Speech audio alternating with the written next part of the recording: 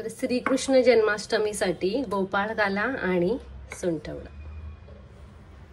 नमस्कार, मी अरुणा चौधरी माझ्या चॅनेलवरती तुमचं स्वागत करते। तर कृष्ण जन्मासाठी गोपाळकाला आणि सुंठवडा कसा बनवायचा हे मी या व्हिडिओमध्ये शेअर करणार आहे।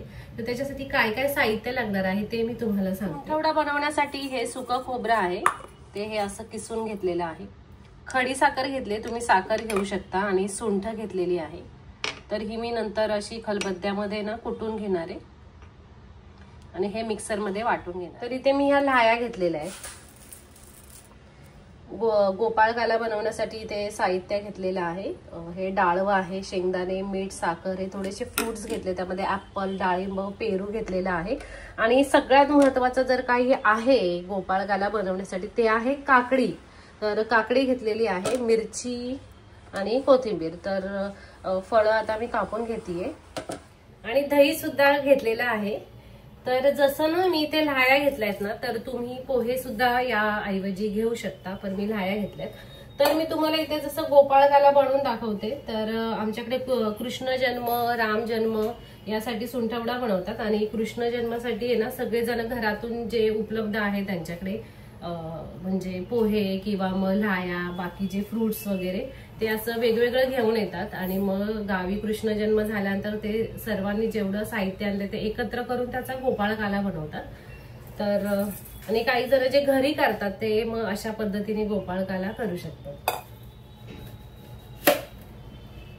तर खूप थोड्याच प्रमाणामध्ये मी करणार आहे, तर मग थोडेसे फ्रुट्स मी इथे कापून घेतेय।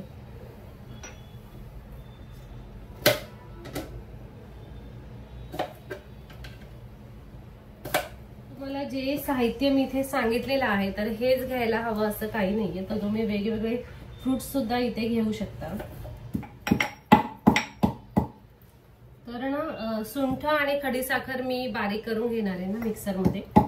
मिक्सरचं भांडं खराब व्हायला नको, तर खूप कडक असतो सुंठ, त्याच्यामुळे हे अशा प्रकारे मी बारीक करून घेतलंय।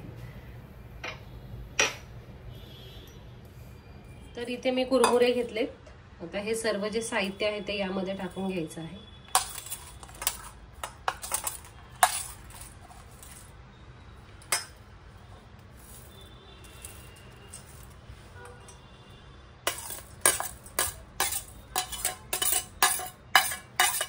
कोथिंबीर,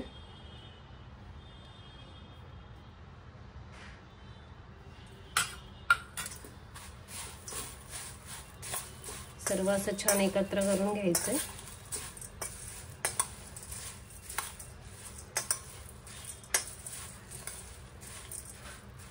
हे एकत्र करून झालेलं आहे। आता यामध्ये मी दही टाकतेय।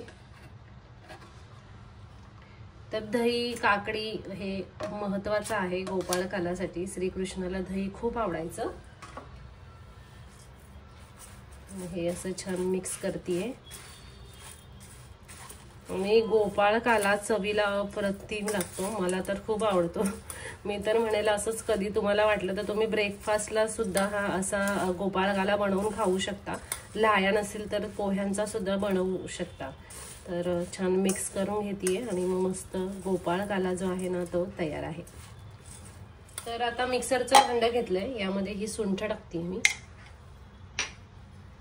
आणि खडीसाखर। तर तुम्ही याऐवजी जी घरातली साखर असते ती पण तुम्ही वापरू शकता। आणि आता मी हे बारीक करून घेते।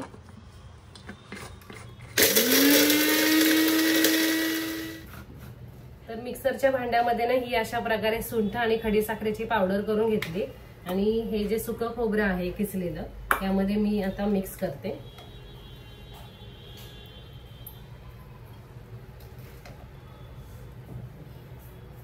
तुम्हाला हवं असेल तर यामध्ये तुम्ही ड्रायफ्रूट सुद्धा ऍड करू शकता।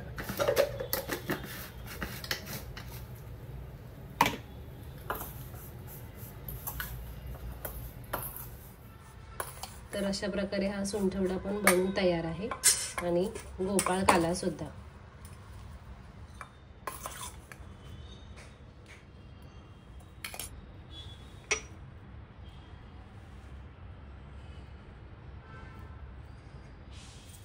श्रीकृष्णाला आवडणारा हा गोपाळ काला, म्हणजे गोपाळ म्हणजे गायीचे पालन करणारा आणि काला म्हणजे एकत्र मिसळणे.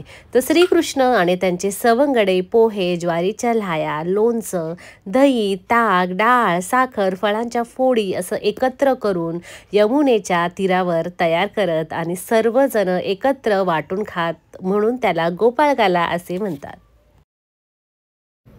तर तुम्ही सुद्धा गोकुळाष्टमीसाठी अशा प्रकारे गोपाळ काला आणि सुंठवडा बनवून पहा आणि मला रेसिपी कशी वाटली कमेंट करून नक्की सांगा. व्हिडिओ लाईक करा, शेअर करा आणि चॅनलला सबस्क्राईब केलं नसेल तर नक्की सबस्क्राईब करा. धन्यवाद.